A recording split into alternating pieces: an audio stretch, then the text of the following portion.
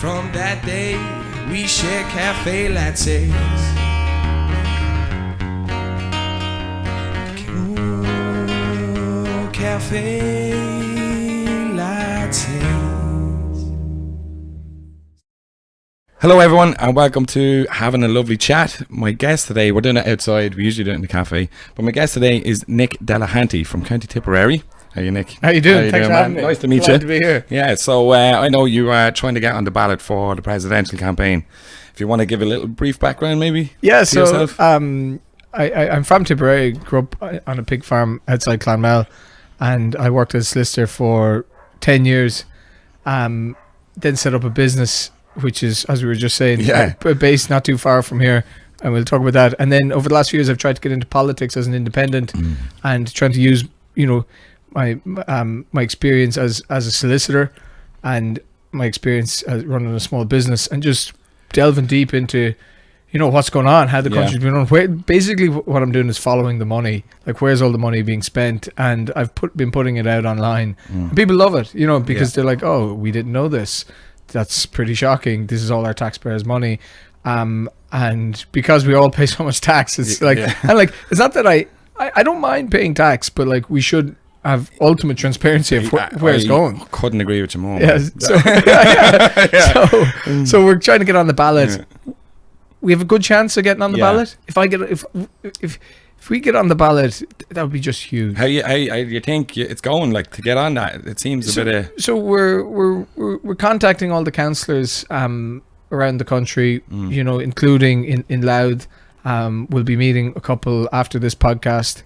To just try and introduce myself. You're going to meet them after here? Yeah, you're kill two birds with one stone. Yeah, efficiency. I like it. And so we'll just introductions. It's like, look, it's not necessarily that you have to vote for me. It's that you have to say that I'm worthy of being on the ballot. And I''ve done my constitutional law exams.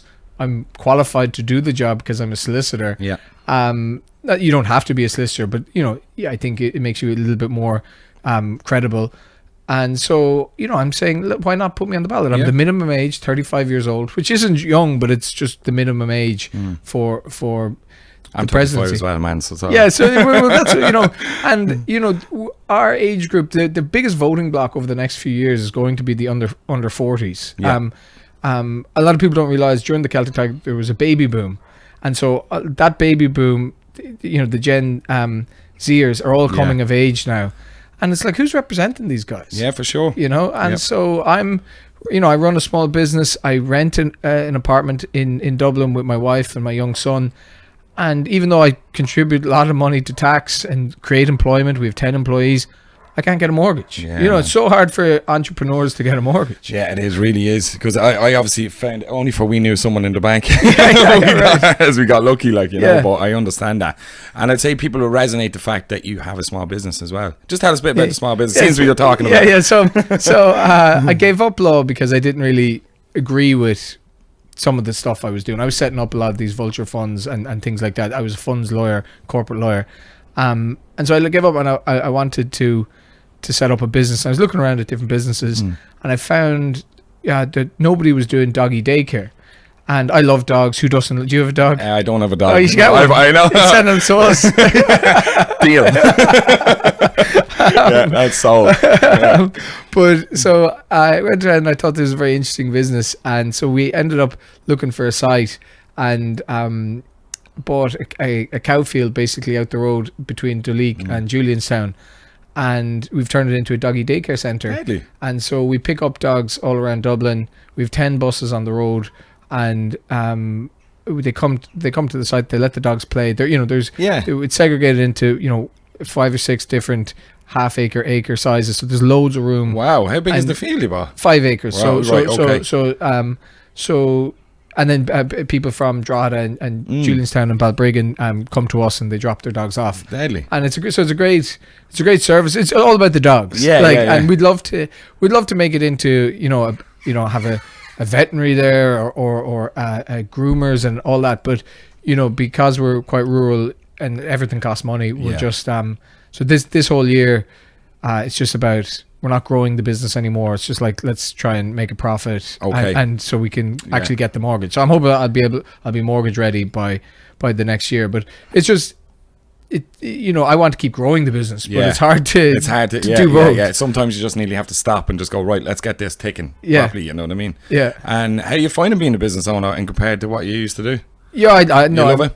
I love it. But I'm very glad I qualified as a solicitor, because it gives you an enormous amount of experience and training just to understand basically how the world works. Working in the big firms, you understand, aircraft leasing, funds, corporate deals, M&A, litigation, and everything relies on these things, and all the money that comes through Ireland comes through these offices, and you're writing these contracts.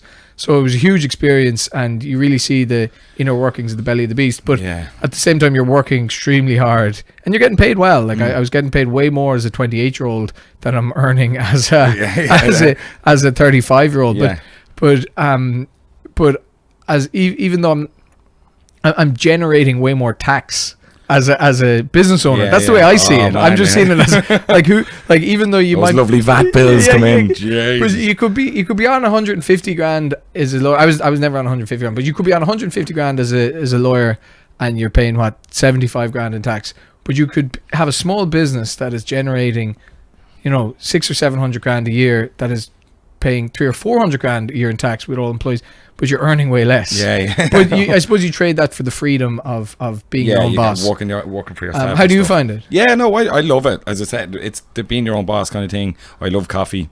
I love the community that it creates. You know what I mean? Yeah, so you've done a very good job of creating community. Yeah, well, I think so. Well, and that's what I always try and do. Like, you know what I mean? Yeah. So it's no, I love it. But again, that's the thing that really annoys me. You know, one of the things that does annoy me is the rates, man. It's like, I was like, where does this go? Yeah, you know what I mean? And no, well, it's just the rates. It's like, but where does the money go? You know what I mean? So the whole thing of transparency, I would love nothing more in this world.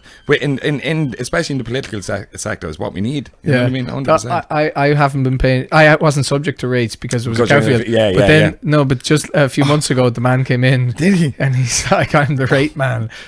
I was like, welcome. Here's our place. I was just like, oh no, what kind of bill is this going to be? Yeah. So did you get it? We haven't got the amount. They're still assessing it. We're due a letter in the post. How big of it? It's just on the space you have, is it? Yeah, but as in the building. Yeah. So we only have containers because there's no planning permission and stuff. So we'll see. Maybe it'll be a couple £100, but maybe it'll be a lot more. So but again, so now the rates are coming for me. Yeah, lovely. And rates are controversial because some buildings at the moment are exempt from rates and things like that. It's a very controversial thing, and nobody seems to know what's going on with them. And it's a reason why so many town centres, there's not. You're punishing people for opening a retail business in a town centre when you're trying to. Drogheda is prime example of that. Yeah. And that's why. I look into the council budgets. I particularly focus on Dublin. Dublin City Council has an annual budget of 1.4 billion. Wow. Yeah, it's incredible. Like that's an enormous. That's a massive company. Yeah. And I know it's a lot of people, and there's just the city council, but 360 million euros of that money, which is almost 30%, maybe a little bit more. Is spent on homeless accommodation services. Okay. So Dublin City Council is basically, like most of it is, or a lot of it is just made up of providing homeless accommodation. And when you look at the people, this all only came out recently through the Currency news site. They did great work, and a few others, Mark Tye and the Sunday Times. And when you look at the landlords that are getting the majority of that money, it's basically a group of 20 landlords. All of them are massive in the iPass game. Okay. And some of them are the main ones, like Seamus McEnany from Monaghan and his associated companies, and they're making huge money from this. And you get into what is a homeless accommodation. It's not just like it can kind of be a spread. Like it's not specific. The term homeless is becoming looser and looser. And this is just being exposed now over the last couple of months, and even the Irish Times are starting to report on it. Yeah, I've seen it all over the news. So, but it's like, so that's when you say where's your rates going. A lot of it's going there, but there's these people making millions from it, and they'll structure their company in a very tax efficient way. In terms of, they'll structure through a fund, basically the old job I used to do, and that's why I'm so interested in this. Is like, well, you understand it, but the funds I was setting up, funds aren't a bad thing. Like you know, there's funds that invest in Apple shares or bonds from countries, and that's fine. They're just very vanilla. There's nothing wrong with them. And they have, you know, tax advantages, and that's fine. And Ireland is a great place for them. It employs a lot of people. But then these property funds are just a little bit more controversial, because these guys are getting huge tax advantages to buy up houses and properties. And if you structure your business through a fund and you have rent, you don't pay tax on the rent. But if you have your own, if you're renting out apartment just as yourself, you have to pay tax. So it's like I'm not particularly against the tax advantage they have, as long as you give it to the normal guy. For sure, yeah. And so that's why I like support small businesses. Like my landlord is an individual. He's just, you know, it's himself and his wife, and they have a couple of apartments, and they're nice people. But if we're starting to force these guys out of being landlords, because they're paying, it's costing them as so an individual much. Could you just set up a fund? Like, it costs a lot of money, right? Okay. So you'd have to engage big solicitors, deposit the service providers. Well, if you're getting millions, so it only works at scale. Like, it probably, just to set the thing up, you know, it's going to cost you at least 500 grand, I'd say. Right, okay. And then it only works at scale. Damn. Well, I would say there's probably, I given that the AI and stuff now, you could probably reduce a lot of that, because a lot of it's paperwork. And you know, I'm sure there's a market there. Maybe if I should go back and look at this side project, ChatGPT Solicitor. Well, it's unreal though, isn't it? ChatGPT. Yeah, I use it every day, all the time, man. Well, it's crazy, just for anything. Yeah, for anything. I don't even idea that might work, and then boom. Like, it is mad. I talk to people, and you know, for every Tinder message or that they write, they're drafting it through ChatGPT first. And they're putting it back. Solid. So it's all the AI, you know, you're just AIs talking to each other, basically. Yeah. Jeez. Oh my god. So it is changing everything, and you know, that's why, again, you kind of want people that understand AI the way it's coming. Not that I'm technical about it, but I use it. Yeah. And a lot of older kind of politicians, you know, just don't know what it is yet. I think I've seen the guy who's like the head over it, and I don't think he even knew what it was. Yeah, there was our junior minister for AI. She's a very nice lady, but she had never used ChatGPT. Yeah, which is like probably the first thing that like come out. So everyone should have dabbled in that at least. Yeah, and she, like, look, she wants to do good. She's a nice person, but it kind of comes back to the thing of, you know, we're not getting the right people actually into politics. We're kind of just getting figureheads that then, you know, outsource the actual work to someone, and they're not really competent in the field, you know, of expertise that they're being put in charge of. And sup away. Great coffee. How's the coffee? Yes. Is that kind of what inspired you to get into it then? Yeah, because competency is the word I come back to all the time. Because I remember, you know, I'd be in the firm I was working in at the time, Arthur Cox, and there was brilliant older guys in there, and some of the partners in there, they were just so like impressive. I was like, oh my god, I've never seen someone like that can just get through this body of work so quick. You know, and they're getting paid very well for like multiple times what a politician gets paid. But I remember vividly saying, like, there was something in the news that day about, you know, Leo Varadkar or whoever was at the time. I was like, why aren't these guys there? Like, it was like, we've got the wrong people doing the important jobs. Yeah. And when you boil it down, is this is the way I see it, and people can push back on this, but the biggest, our accountancy firms and our law firms, the biggest, the people that pay their bills are the big American funds, like your KKRs, your BlackRocks, your Vanguards, all the stuff you read about on the internet. They are the biggest clients for these firms. And they are trying, they don't have Ireland's best interests at heart. No. They have profit. Yeah. And And these guys are just buying up so much things. So they're employing our best people to work for them. And I'm saying, no, well, maybe the government should be employing them to work for. Yeah, for sure. So how do you do that? So the way I think about it is, we've just had Simon Harris and Leo Varadkar be the 2 youngest Taoiseachs in a row. And some people would say that's great, and I'm like, okay, but what's their experience? Why is it that we've had the 2 youngest Taoiseachs in a row? The reason is because during college they signed up to Fine Gael Ogra or whatever it's called, and they never left, and they just entered Fine Gael or Fianna Fáil or whichever at a really early age, never left, rose through the party ranks. Simon Harris became Minister for Health at 26. With no, that's crazy. It is crazy. With no experience. And it's not as if he was wildly talented. I'm not against young people. Michael O'Leary took over Ryanair at 26, but that was because he was incredibly talented. Yeah.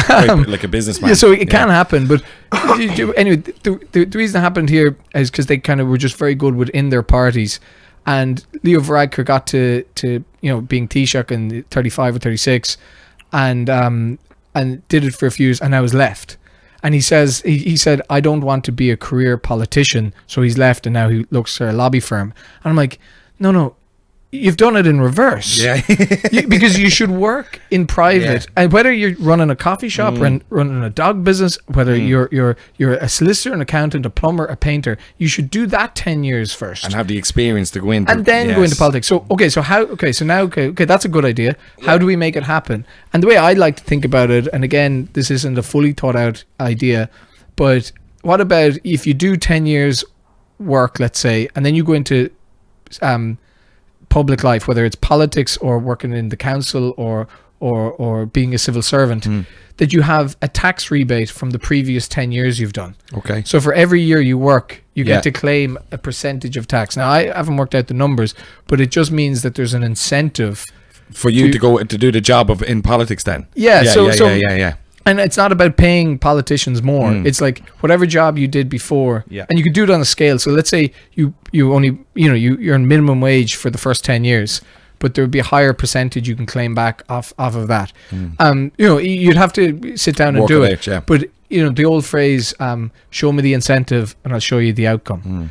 And I'm like, where are the incentives? Yeah, I like that. It is a decent idea. I think it's good. Yeah, it is. Yeah, it's definitely one of those things that, because I do think people do need to be incentivized to go in, and actually rather than politicians just seem like they're all working for themselves a little bit. Do you know what I mean? The thing about they're always worried about getting re-elected. So they're by its nature that makes you cautious, and you don't want to. You want to make sure you get re-elected because that's your income and that's your job, and you want to focus on your local area, which is great, and I understand that. But at some point, someone needs to think nationally, and what actually direction is the entire country going in. And again, I like Stephen Donnelly is a good example of this. He was the Minister for Health, and he focused a lot on health. And people say he did. He gets criticism, but he tried his best. I think he tried his best, but he lost his next seat because he didn't focus on his local politics. He was committed to trying to, Minister for Health's the hardest job. I'd say so. Because I have ideas for things. I'm not sure what the solutions are for the HSE. I haven't studied it properly. It's just massive and so complicated. Yeah. And so he lost the seat. And so, the next Minister for Health will be looking at that going, well, maybe if I just focus on my local area and make sure I get back in. Yeah. And the fact is, do you think in their mind it's like, well, I'm only here for a certain amount of time and I can only do so much, or what way do you reckon do you kind of approach the situation? If it is the hardest job, you're like, I don't have that long to fix this, or whatever, you know what I mean? It must be very hard. And then it becomes down to the question, well, who is in charge? And then it becomes like the Secretary General. But at the politicians, just maybe the face, and there's obviously there is a million things going on in the background, And so that's it. So these civil servants and the Secretary Generals are the ones that are actually making decisions, because they've probably been there 20 years. Yeah. So a question that people say to me going for this is like, the president doesn't have any power of any executive power. So I just ask the question back, well, who does have executive power? Like, because I don't think the ministers currently do. Local councillors don't. The Taoiseach, we've got consecutive rotating Taoiseach. So they're just passing the power around. Exactly. It just seems like a mess. Yeah. Like it just everything. I think, and people are really disillusioned with the whole system as a whole. It just seems everything is a bit of a mess at the minute. It is. I mean, it's a shame because we've done the hard part of getting the money here. Like, we've loads of money, and we've all full employment. We've I got these big American tech firms and all that. That's brilliant. It really is in so many ways. But a lot of people are like, well, how is it benefiting me at the end of the day? And that's where it's like, well, where's the money actually going? Yeah. And there are a lot of people making money, and some of them are just making it off of how government schemes basically. And I get very angry at that. Or there's just so much wastage within these structures. So like, a lot of people say it's time for a department of snip, basically a Doge. Right. Let's cut back. Yeah. And I'd love that. Yes. Like, because it's so bloated at the moment. I always say the problem with Ireland is that money is not the problem. Okay. Because we just have so much money to throw at things. And the government solution is, if we throw a couple of million at that or $1 billion at that, surely that'll fix it. Yeah. But what it doesn't fix it. No. You just employ more people. Someone's taking off the top. Yeah. So it's like you actually got to cut back. And sometimes when you have no money, you come up with the best solution. Okay. It's the most, I know what you mean, the most innovative solution. Well, you're kind of forced it. You're forced it. I think outside the box, really. Necessity is the mother of invention. Yeah. So that you're full of the quotes. I was up all night learning them. But so we have so much money, we've kind of squandered it. People will say this is has been a wasted decade. What do we have to show for it? At least in the Celtic Tiger, we had roads, we had houses. Yeah. And that didn't go great, but at least people were left in negative equity, but at least they were in their house. Yes. And they just had to suffer a mental burden of negative equity for almost a decade, and now the house prices have regained and stuff. But at least they had a house. And at the moment, it's like, what do we have now? We might get a children's hospital when it comes online. Still going. Back then, we're not building any tunnels. Like I came up through the M1 tunnel. I use it every day. Oh man, it's the best piece of infrastructure in the country. Yeah. Like, let's build more. There needs to be way more of that, doesn't it? Like, even with the M50, man, it's shocking. The M50 is full every morning. Every single morning coming back. Like, it's like, surely someone's thought at this time that we need another one, or you know what I mean? Like, because Michael O'Leary talks about that. He's saying, like, we need to build a road from Drogheda to Maynooth to Wicklow, or like a loop. An outer M50. Yeah. And it's like, maybe, like, that's a huge infrastructure project. And this is the thing about just immigration. We're bringing a lot of people say that the Irish went everywhere. We should have everyone here, and I'm like, okay, that's an interesting thought. Let's talk about it. So the Irish went everywhere, and we went everywhere to work. We dug the tunnels. We built the skyscrapers. At the moment, we're bringing in so many people to a dead end. Yeah. Like, where's the big infrastructure projects? Yeah, exactly. So it's like and at the moment you bring them into a dead end to just get social welfare, and that's actually what causes tension. It's like, well, we're paying all the tax, and if you're going to run immigration hot, you have to run infrastructure projects and spending hot as well to match the two.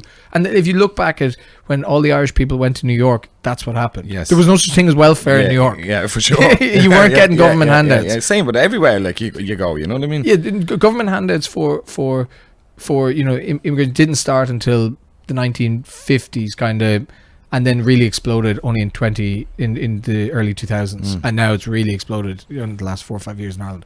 And I think you're right. I think that's what is causing the anger at the minute with a lot of people. Yeah, well, it's the money, and it's annoying on, like, immigration, because everyone knows immigration is great, like, for the country. We all need it.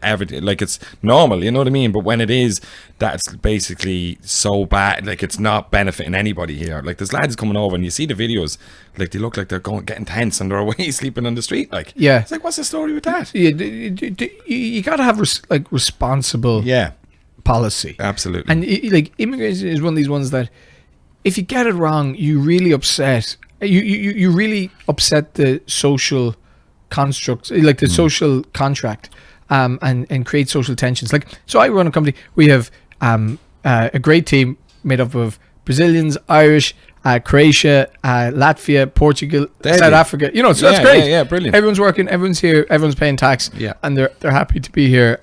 That's a good example. Oh yeah, so you know, people say, because I'm critical of the iPass system and things like that, people say, you use the term you're anti-government. I'm like, you're far right or whatever, which is very annoying, man. Like, how do you deal with that? Like, I just say back the facts. I'm like, look, you can throw a lazy label on things, and that's fine, but that is lazy, and eventually, you know, you will be proven to be wrong, and that is just, you know, ridiculous.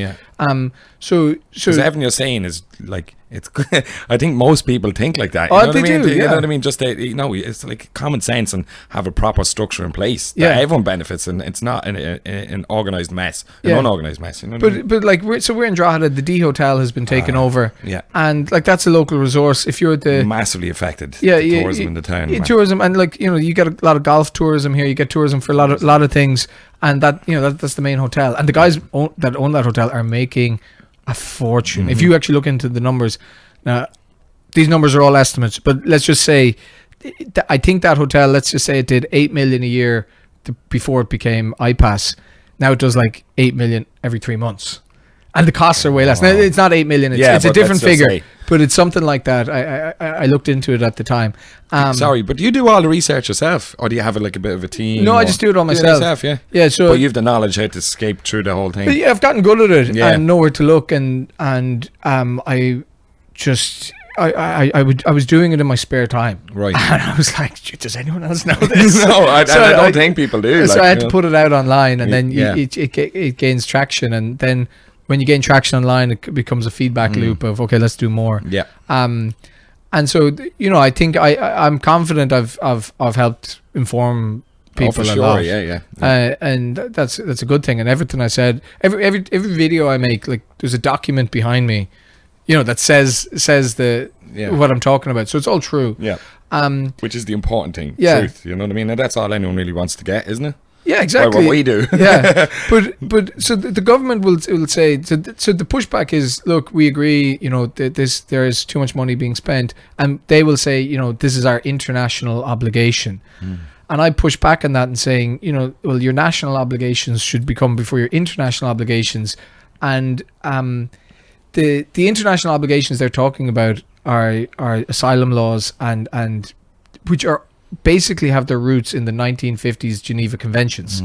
And those laws are just wildly out of date. I always find it funny. The government has currently tried to update the hate speech laws because they're out of date, and they're based on 1989 laws. Right, okay. I was like, okay, well, you want to up those? They're 1989. What about these ones that are 1950? Yeah. You know, before private equity, before venture capital, before low-cost airlines, before social media and mobile phones. Then you can manipulate that system, no problem, I'm sure. And that's what, and I call it the immigration industrial complex, where these massive funds, again, that I was talking about, have just, whether it was deliberately or just the way things go, the system has been hacked, and the people coming we're not helping the most vulnerable people in the world. No, like, there's no, like, the biggest wars in the world at the moment are Ukraine, Myanmar, Sudan, Gaza, and others. And, you know, we're helping Ukrainians, that's great, but some Gazan people come here, but the other ones, there's none. It's all Nigeria, Georgia, Pakistan, and there's no wars in these places, so they're not the most vulnerable people in the world. Right. But they are people that the offer of asylum is better than their current life. Yeah. So they'll take it, and they'll come here, and you basically, well, as you would though, if you were them, you would. If I was them, I'd do the exact same thing. Exactly. Yeah. But it's like, the populations of these countries is massive. Right, okay. Like, there's hundreds of millions of people living in Nigeria. There's hundreds of people living in Pakistan. Yeah. And there's like India. India is 1.5 billion people. It's the most populated country in the world at the moment. It can send 2.5 million people to every country in the world and still have 1 billion people left at home. Like so, like it's like, and at the moment it's like, well, Indians are the minority. Well, they're the massive majority around the world. 1 in 6 people in the world is Indian. Yeah, wow. Okay. And their birth rate is 1 million people a month. So every 5 months they create a new Ireland. Yeah. So it's like, okay, guys, like we just got to be careful here. Like if you like. India, we can't solve India's problems, or like, and they've got a huge workforce, and I know a lot of Indians that have moved to Ireland, and that's great and all, but like there's an endless amount of people. So you gotta in the age of low cost travel, you gotta just be a bit more responsible. For sure. And nobody talks about this because immediately like, oh, that's controversial or racist. It's like, no, it's not. It's like, we are a country. A country is border. We pay tax into this system. And again, it comes back to tax. Like, this is the system we pay tax in. And there's, at the moment, we're in a housing crisis, so there's limited housing. So you either really decrease planning laws and we build, and let's just build up. That's where the skyscrapers in Dublin, and then you can bring people in. And that can be controversial policy itself, but they're not even doing that. It's like, again, people are coming into a dead end. Yeah. And is that the reason why you're going for presidency, or what? What are you thinking you can do with the office of? Yeah. So to go for presidency, I want to represent young people. Yep. Again, I'm part of Generation Rent. There's nobody else had come for this that's part of Generation Rent. Everyone else is going to be 20 or 30 years older than me. Apart from there's one new guy. Yeah. I want to talk about that. Do you mind if we talk about that? Yeah, let's go for it. Garrett Sheridan, I've only seen him the last couple of weeks out of nowhere, right? Yeah. Last couple of days. He only launched on Sunday. Yeah, right. And I have a theory. Do you think he's like backed a little bit by the government to get you out of the way? I do know that is a bit tinfoil hat. Well, I know, but like I seen yesterday in the RTE. Did you see the RTE article? Yes. And then he's like Tipperary and Laois and all. Yeah, and that's a bit of a coincidence. Well, I'm from Tipperary. I know, that's what I mean. And my mum's from Laois. My uncles are from Laois. Come on, like no. I don't know. Me and my brother were talking about it. It's like, that's a bit weird. Like, and he's been on News Talk, and in the RTE article, like you didn't even get really mentioned in it. Like, so he's hired. I don't know the guy, by the way. I'm just from reading online. I was like, that's a bit strange. He's hired a brilliant PR team, and he's been picked up by the national media. That is surprising, because I've been, I've emailed all these kind of journalists and sent things to them to try and get on. But I think there's you kind of have to play the game. The toe in the party line type job is what I'd be thinking. Yeah, he's safer because he's newer. He hasn't voiced opinions on things. But we've raised money now. We've done crowdfunding, and we've gone out and I've hired kind of people that are good at PR or press, and hopefully we're going to do a launch event in 2 weeks to invite actual mainstream media to it. So hopefully they come. Right. Where's that on? That is going to be on Tuesday the 26th. Okay. And we'll be announcing the announcement for the launch next week. Okay. And then details. Yeah. No, it's going to be it's going to be I'm happy to say it. Like it's going to be on Tuesday 26th in Dublin, and it'll just be a launch event with the press, and I'll be inviting people to come and just set out my stall, and maybe just have a bit more targeted to try and get a bit more coverage on the mainstream media. Yeah. So best of luck to this guy. His company is very strange. They've come after his shareholders and things like that. There's a lot of questions, but I'm sure maybe he'll answer them all over the next while. But look, I'm kind of focused on my campaign. Yeah. We have enough to be doing. I am younger than him, so I will be the youngest. Right. Okay. I'll stick Hold on to that. I'll stick to that. So look, best luck to him. But the other thing I say is that, like, there's a presidential election on in 2 months. If there was a council election on in 2 months, or a general election, or a European, I'd run in them. Right. And I'm not sure anyone else or whoever other people would. Like, my point is that I'm here to represent Irish people. I don't care if it's the presidency. I don't care if it's the council. I just want to represent. Right. And I'll represent it to the best I can, to a high standard. I think I'm worthy of being on the ballot. The ballot has been blown open now. Mairead McGuinness has pulled out. She's obviously local. you know, it's very, you know, wish her very well. Is she okay? I don't know any details, but I do know she wanted this. Okay. And you know, she'd been planning this, so it must be serious. Yeah, if it just she's seems pulled like out. she's focusing on her health or whatever. So if she's pulled out, she's all right. Yeah. So I you know, we put out a message, and you know, we're all very sorry to see that, because you know, our health is our wealth, and you know, you wouldn't wish that on anyone. So but it's blown the race wide open. So you know, at the moment there's only one confirmed candidate. Yeah. And that's, so when is the the deadline for to be announced as the candidates? so the councils will have their votes mid and late September. Okay. And we're going around to the councils now to try and, you know, make sure we can get into they'll have meetings, and we go along, we'll pitch our case. And so we just want to pitch to as many councils as possible, and see how it goes. You know, I don't think the big parties are going to block, especially now. I think that Mairead McGuinness has pulled out. You know,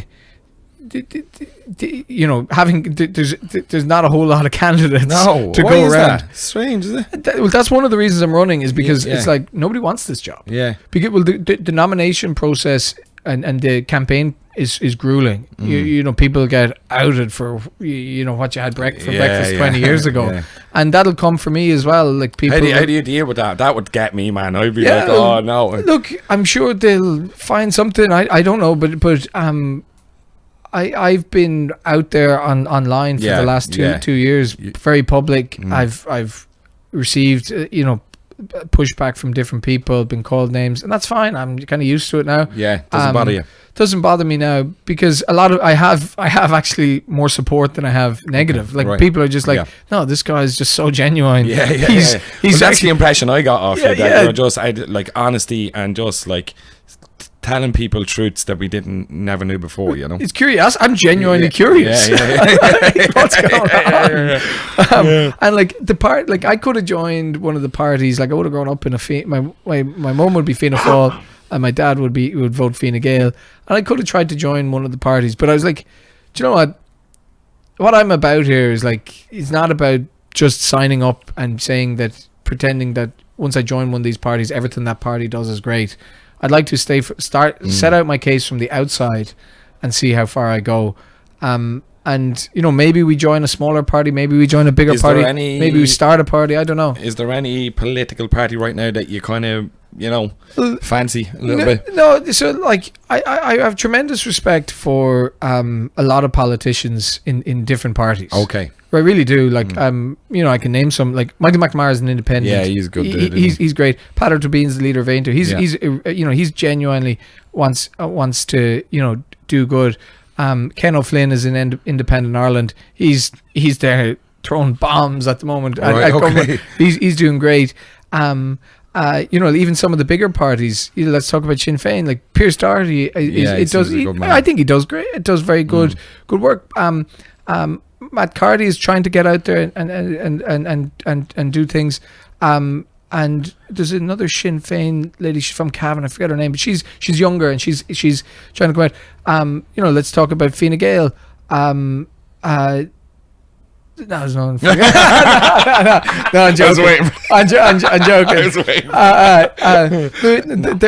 There are young, you know, younger people coming up. In Fianna Fáil, James O'Connor he was the baby of the last stall. He's starting to put out tweets that's like, you know, kind of more against like why are we doing this? What are we doing? He's kind of pro, like why is nuclear not allowed? You know, who's making it the decisions? So there are voices within these parties, and things can change quickly once leadership changes. Okay, that's good then. And how has it been good response then from you meeting different councils and stuff like that for you? There has been, from when the independents in all the councils are like, great, and then you know, other councillors who are, you know, part of a party, they want to see people on the ballot, even though they might get a diktat from headquarters saying that no, you can't. But it's literally in the constitution, as in the more the better kind of thing. Yeah, well, they're like they in the constitution there is the councillors are given the role, if they choose to do it, to put people on the ballot for the presidency. And that should be separate to any party politics. It's a function of the council. Yeah. And the problem is, over the last 20 years, they have completely depowered the role of a local councillor. The councillors don't do much anymore. Great. Yeah, no, that's the actual count, but the councillors don't have as much power as they used to. There's now a chief executive and there's different management. And I am like, no, we should. This all came in the Local Government Reform Act in 2012, I think. Well, that's when Drogheda lost there. We don't have the council. The town councils. They got rid of those. Yeah, rid of that, and Micheál, crazy. Micheál Martin has come out and said that he wants to bring back the town council. Well, there should be. But like, he says that, but like, okay, well, let's do it. Let's start doing it now. He's like, oh no, we'll do it in 3 years' time. It's like, no, like, if you mean it, let's just do it. So the big question is like, do you want more democracy or less democracy? And at the moment, we're getting less democracy. So if we're going to be democratic society, it should be complete democracy. Yeah, for sure. And more transparency. Exactly. Yeah, no, I absolutely agree with you in that. And then there was another point I was going to say. Sorry. Oh, yeah. So what do you make of the digital euro and stuff like that? I just wanted to talk to you. Have you looked into any of that? The CBDs, the central bank digital currencies. Yeah, I wouldn't be a fan. No. Trump has said that's never going to come in America, which is good. The European Union seem hell-bent on pushing it through at some stage. I think it's called. They're launching something in a few months' time. I think it gets proposed and then gets kicked out. But then it becomes conspiratorial. Like it's a cashless society and money is programmable, and it's a bit like in China that if you say the wrong thing, you can be deplatformed, debanked, and that's scary. Yeah, and that the famous case was the Canadian truckers. This was during COVID, had their big protests, and a lot of them got debanked. Yes, I've seen that, and their funding, they had loads of fund, like GoFundMe's and stuff, and it all got cut off because the government rang the banks, just like, shut that down. So that's all scary. So then you're kind of into the land of cryptocurrency. Like CBDC is a cryptocurrency, but just a government one.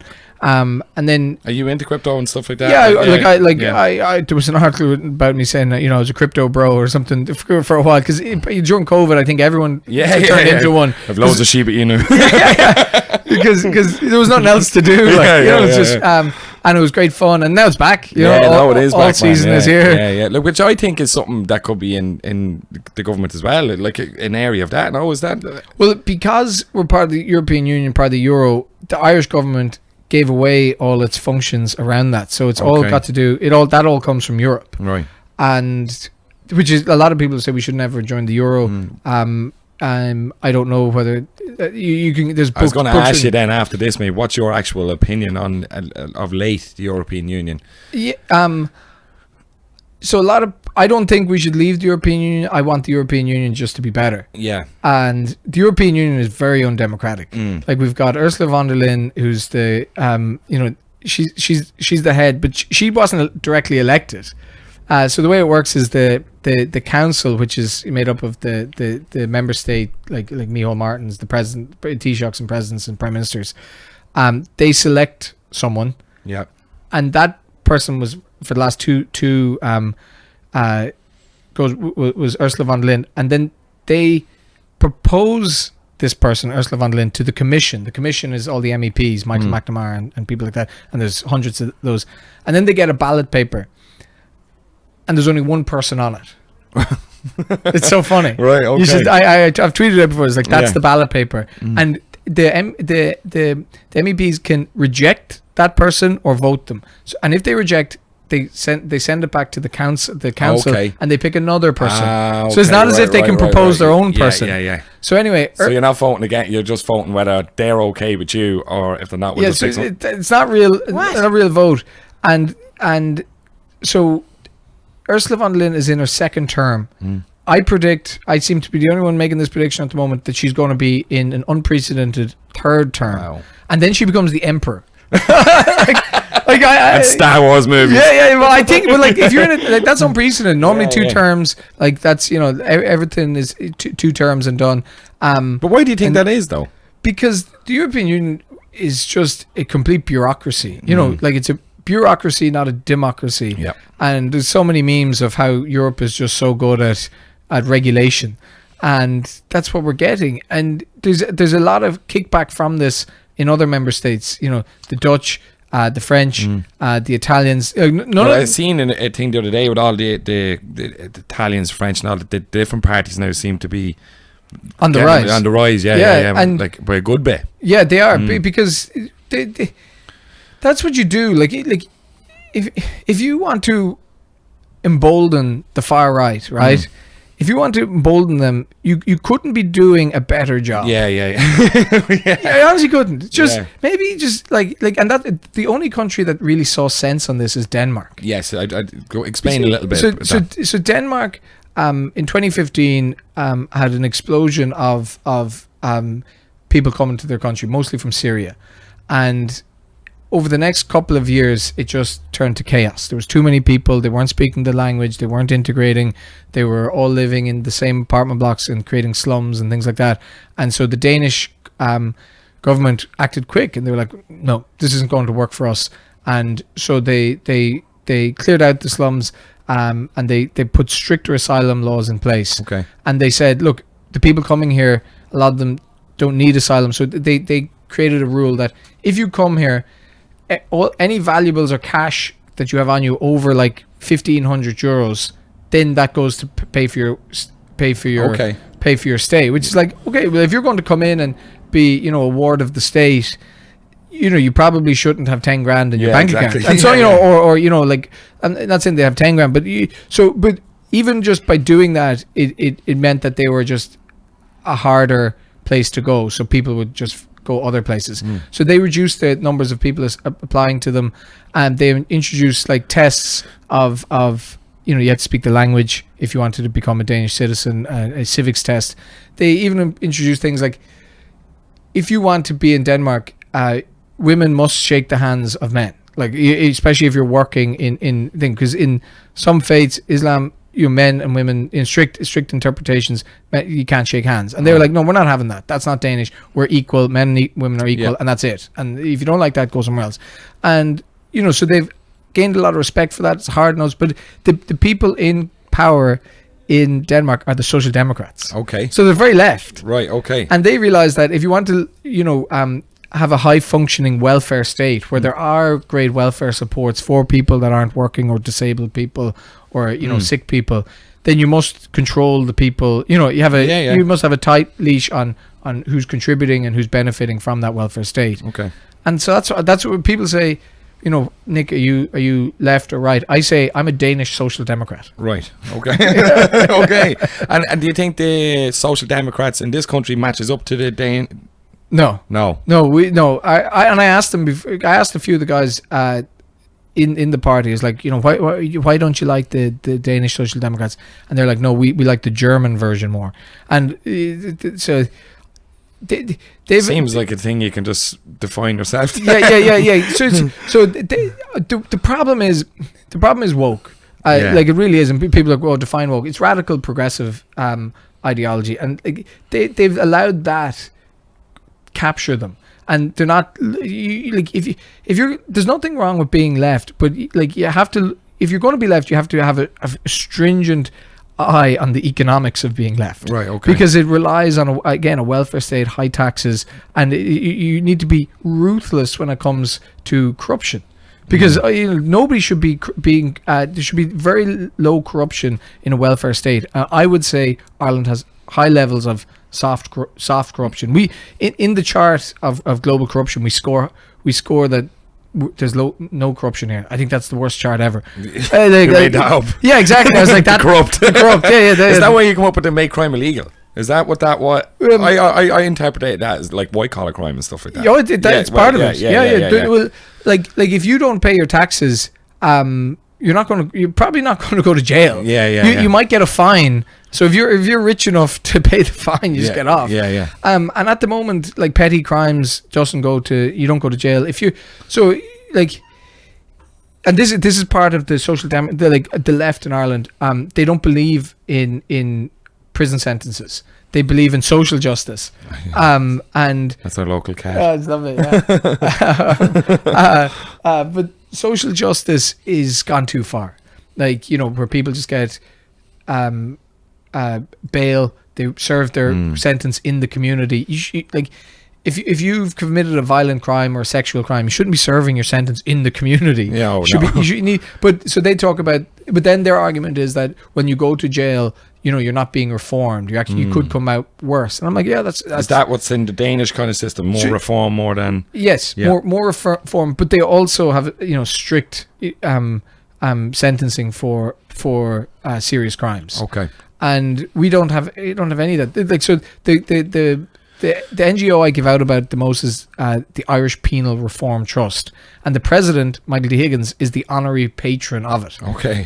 and so I was like, that's one thing I wouldn't do. Okay. And these guys will never allow a new prison to be built. They don't want They basically don't want anyone to ever go to prison. What?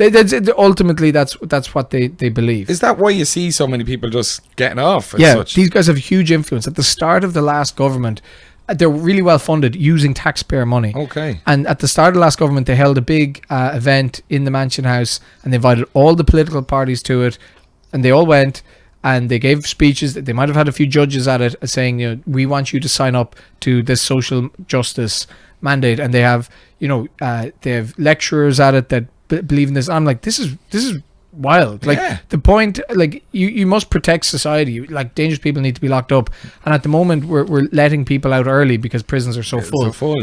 Their argument is that, well, prisons are full, so therefore prison is not acting as a deterrent to crimes. And I'm like, no, prisons are full because we've exploded our population in the last 20 years. We haven't built any new prisons, and people are now committing more crimes because they know they're not going to go to prison for them. So the logic is just incredible. So they will say, well, if you build more prisons, you will only find ways to fill them. I'm like, okay, that's interesting logic. Well, if you create more IPAS centers, you'll only find ways to fill them. Can we use that logic there? So they're not being truthful. Across the board. And they actually love talking about Denmark and things like that. I say to them, it's not the Danish a la carte menu. Like, you can't pick one policy and not that one. It's all or nothing. Okay. No, that's very interesting. Because just on that and thinking about Denmark, like, I would love, and I seen that on I watched the other podcast, but I like about being proud of Ireland in a way, you know what I mean? Like, having a government that will kind of take control and not being, I always feel it's like we're always the good little boys, we'll do whatever we're told, and it's such a way, like, Irish people are great, do you know what I mean? And I think we've such a great, like, people are very welcoming, and I'd love to see more of that kind of installed in the people who represent us as a whole, because I don't think it is at the minute. Well, we're so easy to just, and it seems like I'm saying that the Danish government have got that, taking control of the country and push back against Europe. Our government at the moment feel more comfortable agreeing with Brussels what I mean, than sticking up for Irish people, and it's the easier road to take. And there's incentives for them to do that because they get better after being Taoiseach or a minister. You might get bumped up to being a commissioner or even president of the council of the European Council, which so it's career politicians. It can be. So you got to push back. Like you got to think of, again, it comes back to international obligations, but national obligations first. Sure. And again, like, could you have that as president, do you think? I think the president has so much influence. Like, and they might have executive power, but like, I'd love to just, and the people especially, I think it's people, but also you can. You have a direct line to government. And you, like, as I said, Michael D was the patron of the Irish Penal Reform Trust. I'd like to be patron of a different, type of NGO, like Benefax. So, have you heard about Benefax? No. So, the only NGO the government has ever shut down was Benefax. Okay. Right? Why? And Benefax was set up by this lady, Patricia Quinn. Now, Patricia Quinn should be running for president. Oh, wow. Okay. I think she's brilliant. Okay, and she got shafted basically. So she set up Benefax, which is this basically spending watchdog. It was like a light version of Doge back in 2015. and it was. I wonder why they shut it down. Yeah. Now here we go. Yeah. So it was doing a great job mapping out the spending of government into different NGOs and different charities and bodies, and around 2020 it was getting better and better, and they actually had a portal and you could just, it was really easy to use. And next thing, within 6 months of that portal going live, the government pulled funding, and it was only about. The government funding was about 800 to 900 grand a year, so like pittance in terms of government spend. Yeah. And the government said, no, this is not feasible anymore, and we want to take it in house. And it was providing a huge resource to journalists and people online. They were like, wow, look at this, look at this. Yeah, for sure. And they shut it down. So I BBB, bring back benefax. So that's what I'd love to do. Okay. And I'd say you get a lot of support for that. Like, No, you're kind of that now at the minute. Yeah, exactly. People. I've talked to Patricia who set it up, and so it exposed the amount of spending going to NGOs.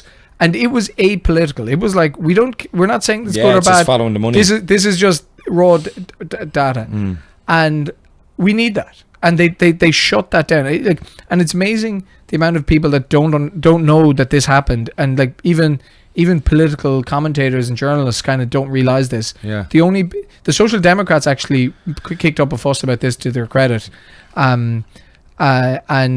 and Grip Media have followed it up. And now I try to revive it every few months. I try to put out another story. Remember this? Okay. We should have this. Yeah. So, people ask me, what would you do as president? I'd make sure this thing comes back. Okay, yeah. And you could actually do it privately as well, and privately funded. But I think this should be at the heart of what a democracy is. It's transparency. Okay, yeah, I like it. And on all that, are you hopeful for Ireland? Yeah, I think 100%. Yeah. Like, Ireland is class. Yeah. Like we really are. But again, we've been handed pocket aces. Yeah. In so many ways, and we're just playing our hand totally wrong, and we're not focusing on we're focused on everyone else's hand and not on our own sometimes. And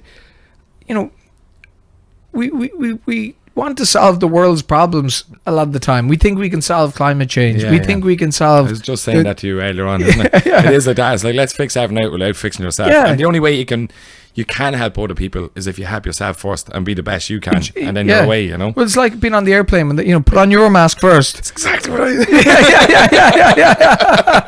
Exactly it. They literally tell you that. Yeah. Put your own mask on and then help other people. And that's it. You know what I mean? And like we've loads of money, so it's easy. A lot of people are doing well, but there's an awful lot of people who are not doing well, and they're not. And they just don't see hope. They don't see that, like... This is why I asked you that, because I do think there is a lack of that, and we all see the problems. I'd love to get more about solutions, and let's start trying to fix it together. And I think you are one of those kind of people who can see solutions. But and it's like ideas, but they're not doing anything. So, like, one thing I talk about is the cap on the airport. Right? That's their own cap. It's their own laws. Say Michael O'Leary loves you, does he? No, but see, this is the thing. So Michael O'Leary said at the start of the last general election, vote Fianna Fáil, vote Fine Gael. Yeah, I've seen that, yeah. And because he thought they'd lift the cap, because without the Greens, they'd lift the cap.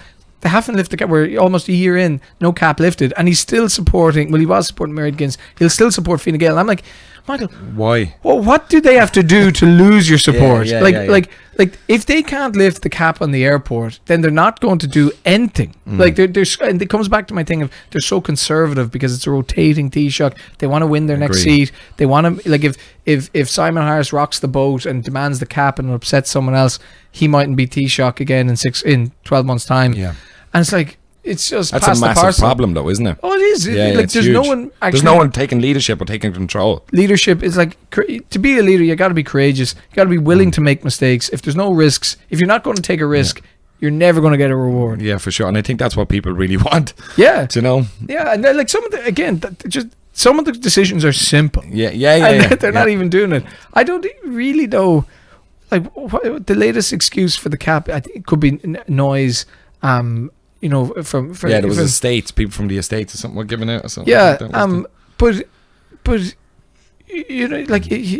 a lot of arguments to that. The solutions to that maybe the government should compulsory purchase their homes off them, and give them money to move somewhere else if Or that's don't a have problem. flights at a certain time. Or don't have something flights like that, you know at a what I certain mean? time, or change it. I haven't looked into that problem too much, but there's people giving out about the noise at the airport. But again, like, that's surely in every country. Like, it is in the airport, and but they're not even trying to solve it. They say that we're going to look at this in a year. It's been kicked out for another year, and that's just one thing. The VAT thing has really annoyed all the hospitality sector as well. Yeah, that now decreasing from 13.5% to 9%, so that's kicking up a massive, like, the amount of places closing, man, pubs and restaurants and all that.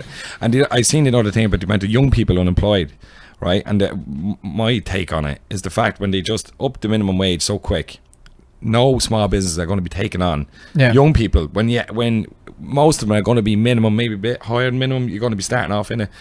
And you have to take on people now basically straight on the same wage that someone's been working for me for a year or two. You know, it's like they're going to want one, and it's a never ending cycle then. And I think they've really messed up there. Like, exactly, and the VAT from the small businesses doesn't go. It's in their main intake. They could give small businesses a break. I'm subject to 23% VAT. Okay, and so I'm like, Jesus, if this was 18%, I could do a lot more. I could employ more people. And like on the minimum wage thing, like the minimum wage, is $13.50 or whatever it is, but it's also, you have to pay, your PSI on top of that. Exactly. So that's another 11%. That's what I mean. And then you've got tolls, you've got carbon tax on fuel. So they're not making it easy. No. Like the people say it's cost of living crisis. I call it a cost of government crisis, because these are all like they're adding these costs on. Yeah, exactly. And in a world when, and if you're saying we've loads of money, why can't they have people out? You know what I mean? Exactly. And then it's like, well, where's all the money going? And like, so the budget for the country every year is around 110 billion, let's say, and in 2018 it was like 70 billion. Okay. So we've got so much more money. Yeah. And so one of the things I talk about is the Department of Children. The Department of Children's budget back in 2020 was 1 billion. Now it's almost 10. In the space of 5 years, because it's no longer just the Department of Children; it's the Department of Children Integration, and so it's broad. But all this new money, it's not going to creches, it's not going to schools, it's going to IPAS centres, and when you just realise the profits people are making, like in this, so this is a spend of 2 or 3 billion. No, 3 or 4 billion a year. They'll say in the Irish Times, it's $1.5 billion a year. But when you add on all the other services, it's way more. And when you look at like the guys who are making all the money, this is like they're operating 60% profit margins. Wow. And I'm just like, oh, that's all. Well, maybe if we just stop that, and it's controversial, and it's like a whole so that's it. And people say you focus on that too much. I was like, no, because it's the newest spend, because we didn't spend this 5 years ago, and it's controversial, and so many people we're making millionaires out of gangsters. And then there's wastage everywhere else apart from that, in education, in health, social welfare. Again, we just need that Department of SNP, but nobody will do it. Yeah, well, hopefully if you get in. Yeah, well, so the role of president is different. You won't be able to do a lot of that, but you can hold a mirror up to the government, exactly, and you can say these things. Bit of accountability. Yeah, and you can say these things and drive debate and conversation, and like the president in many ways is a toothless tiger. Right, okay. And well, that's what you should want this, because the Irish president has the least executive power out of any president basically in the world. Okay. And is that a good thing or bad thing? I don't know, but we should talk about it. Should the president have more powers? Let's talk about it. But at the moment, he has no powers. So why not? But he's a representation of the country and a voice for. Because it's nationally elected by everybody. Yes. It's the only person. It's the only political figure elected by the entire country. Exactly. That means something. It should be used to say something. Yeah, for sure. And so why not put someone in there that's willing to speak out? Yeah, exactly. Because they can't. It's not as if they're going to change the laws, but they can drive the conversation. So you kind of want someone in there at this point in time that will spur things on, because like there's a few things, like the government or the papers will say that the social contract is broken, that there are no role models for young men and women at the moment, and that nobody's going into politics. And I'm like, I'm here. Yeah. I may not be perfect, but I'm trying my best here. like, so, and I'm trying to come along with solutions. Let's give us a chance. Put me on the ballot. Yeah. Well, that one of the last things, because we are running out of time. But how can people, like, if you like what you hear about Nick, how can people help you? Yeah. So at the moment, I'm trying to get on these councils. If you can email your local councillors. Just email them and say, and even send them a link to this and say, watch this, you should give Nick a chance. And it doesn't matter what county you're in, just go onto your local council website. They're all listed out with their email addresses, and just email them and say, give Nick a chance. And if you see me, if you're online, tag me and stuff. Like, if you see any debate about presidential elections, say, no, I'm voting Nick. I'm voting Nick. Okay, let's get it's a viral campaign. So viral podcast and viral. So it's a viral canvas. We're not knocking on doors. Right. We're tagging on Instagram. Yeah, nice. Well, you have to reach the whole country then. Exactly. But look, Nick, thank you very much. Thank you. That was great. And really good chat. Hope you enjoyed it, and I wish you the best of luck. No, thank you. I hope it goes well for you, man. Yeah, thank you very much. Thank you very much, mate. Cheers, buddy.